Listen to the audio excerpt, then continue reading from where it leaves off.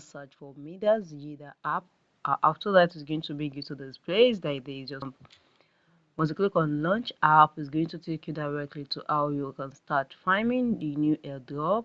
And let's see what is inside the new airdrop. You can see now they say daily streak complete. Click on continue. So you have to first thing, you have to make sure you enter every day to get your daily points.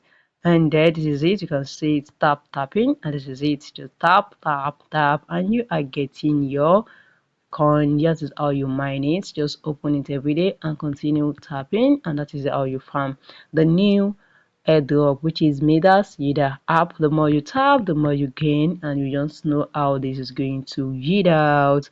Thank you guys. So if you found this video helpful, smash the like button, drop a comment and subscribe.